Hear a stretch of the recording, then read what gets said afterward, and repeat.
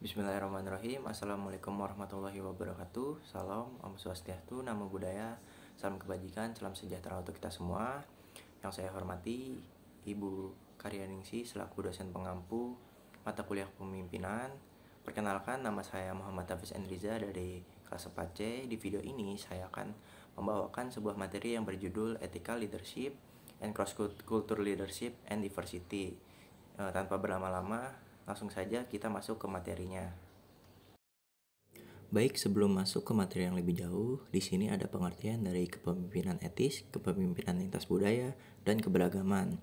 Untuk kepemimpinan etis, menurut Al-Sharafi dan Rajiani, kepemimpinan etis itu ialah prinsip-prinsip, keyakinan, dan nilai-nilai dari yang benar dan salah yang menggambarkan dasar dari perilaku organisasi sehingga merumuskan dasar atas pemimpin yang mempengaruhi karyawan dalam mencapai tujuan organisasi.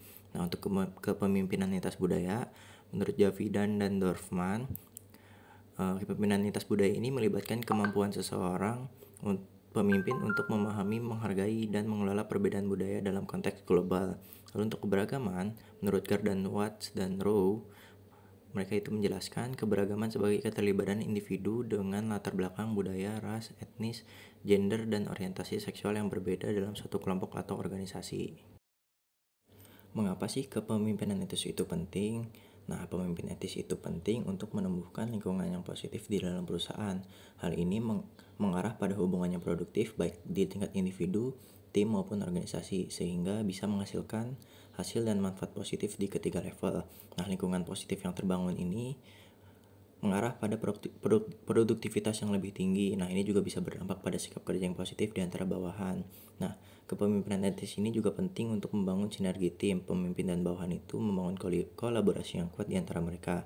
Nah, pada akhirnya, hal ini mengarah pada moral yang tinggi di tempat kerja.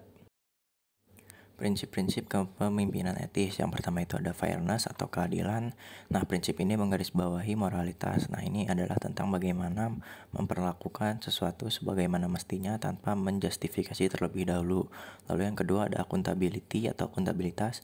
Nah, akuntabilitas ini ialah tentang secara sadar berperilaku dan menjalankan peran sesuai dengan standar yang berlaku dan bertanggung jawab atas segala konsekuensinya. Lalu seterusnya ada trust atau kepercayaan. Kepercayaan itu penting untuk membangun ikatan yang kuat dalam hubungan interpersonal. Ketika ikatan kuat tercipta antara bawahan dan atasan, ini akan mengarah pada sinergi dan mereka akan berada pada mode yang sama untuk meraih apa yang mereka sepakati. Lalu selanjutnya ada honesty atau kejujuran. Kejujuran ini berkonotasi dengan originalitas, keterus-terangan, integritas, ketulusan, dan bebas dari berbohong, menipu, ataupun mencuri. Lalu selanjutnya ada equality atau kesetaraan. Kesetaraan ini berarti memperlakukan sesuatu secara setara, terutama menyangkut hak, status, dan kesempatan. Selanjutnya ada respect atau rasa hormat. Prinsip ini ialah tentang mengagumi atas kemampuan, kualitas, atau prestasi seseorang. Tantangan dalam kepemimpinan lintas budaya. Yang pertama itu ada perbedaan budaya. Nah, perbedaan budaya ini bisa menjadi tantangan utama dalam kepemimpinan lintas budaya. Lalu yang kedua ada komunikasi. Bahasa dan gaya komunikasi yang berbeda dapat menyulitkan pemimpin dalam mempengaruhi dan memotivasi anggota kelompok budaya yang berbeda. Lalu yang ketiga ada perbedaan pandangan. Perbedaan pandangan dan cara berpikir bisa menjadi tantangan dalam kepemimpinan lintas budaya. Lalu selanjutnya pengelolaan konflik. Perbedaan budaya dan pandangan dapat menyebabkan konflik antar anggota kelompok. Kemampuan yang harus dimiliki seorang pemimpin untuk mengatasi tantangan dalam kepemimpinan lintas budaya. Yang pertama itu memahami nilai-nilai budaya. Nah, seorang pemimpin ini harus memahami nilai-nilai budaya yang berbeda dan menyesuaikan diri dengan lingkungan yang baru. Yang kedua ada keterampilan berkomunikasi. Nah, seorang pemimpin itu harus memiliki keterampilan berkomunikasi yang baik dan dapat menyesuaikan gaya komunikasi dengan anggota kelompok budaya yang berbeda. Lalu yang ketiga ada kemampuan menyesuaikan diri. Pemimpin itu harus dapat menyesuaikan diri dengan lingkungan yang baru dan membangun hubungan yang baik dengan anggota kelompok dengan budaya yang berbeda. Nah, selanjutnya ada kemampuan memotivasi. Pemimpin itu harus dapat memotivasi anggota kelompok budaya yang berbeda untuk mencapai tujuan bersama. Lalu yang terakhir itu ada kemampuan mengelola konflik. Nah, seorang pemimpin itu harus dapat mengelola konflik dengan bijaksana dan mencari solusi yang dapat diterima oleh semua anggota kelompok. Manfaat keberagaman dalam organisasi. Yang pertama, dengan adanya pengalaman dan latar belakang yang berbeda, itu mampu mendorong munculnya ide dan inovasi baru. Selanjutnya mampu mendorong munculnya keterampilan baru dengan bakat yang lebih terasa dan tidak sama satu dengan yang lainnya. Ketiga, perusahaan bisa mendapatkan keuntungan dengan kemampuan karyawan yang saling melengkapi. Nah, selanjutnya membangun kompetisi positif antar karyawan. Dan yang terakhir, tiap karyawan itu bisa berusaha memunculkan kemampuan yang lebih baik dari karyawan lainnya dalam mencapai tujuan perusahaan. Cara mengelola keberagaman di dalam organisasi. Yang pertama itu bisa mengidentifikasi keragaman karyawan yang ada. Yang kedua bisa membangun komunikasi. Nah, seorang pemimpin dapat membangun komunikasi yang baik antar karyawan untuk mengatasi perbedaan yang mungkin timbul. Lalu yang ketiga, pelajari karakteristik karyawan. Seorang pemimpin harus dapat mempelajari karakteristik individu masing-masing karyawan untuk mengatasi keragaman dalam perusahaan. Lalu yang terakhir, bersikap terbuka terhadap keragaman.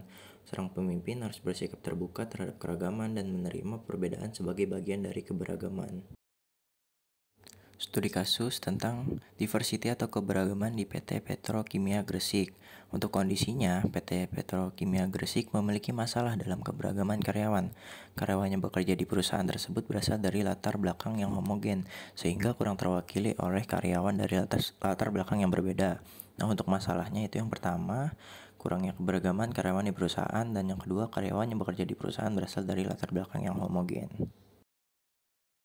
Nah, selanjutnya untuk solusi dari studi kasus di PT Petrokimia Gresik ini, yang pertama itu bisa menerapkan diversity manajemen dalam perusahaan untuk meningkatkan keberagaman karyawan.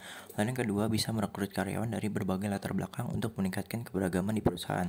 Yang ketiga bisa memberikan pelatihan dan pengembangan untuk karyawan agar dapat bekerja dengan baik dalam lingkungan yang beragam. Yang keempat itu bisa menerapkan kebijakan inklusi di perusahaan untuk memastikan bahwa kesetaraan bagi pegawai yang beragam terjaga dengan memberi mereka kesempatan yang sama. Nah, untuk keterkaitannya dengan teori, terlihat pada kasus PT Petrokimia Gresik, karena keberagaman atau diversity di perusahaan BUMN ini sangat penting untuk meningkatkan kinerja perusahaan dan memperkaya pengalaman kerja karyawan. Perusahaan BUMN perlu memperhatikan keberagaman dalam rekrutmen dan pengembangan karyawan serta memastikan bahwa kesetaraan bagi pegawai yang beragam terjaga dengan memberi mereka kesempatan yang sama. Baik, sekian materi yang dapat saya sampaikan. Kurang lebihnya mohon maaf. Wassalamualaikum warahmatullahi wabarakatuh.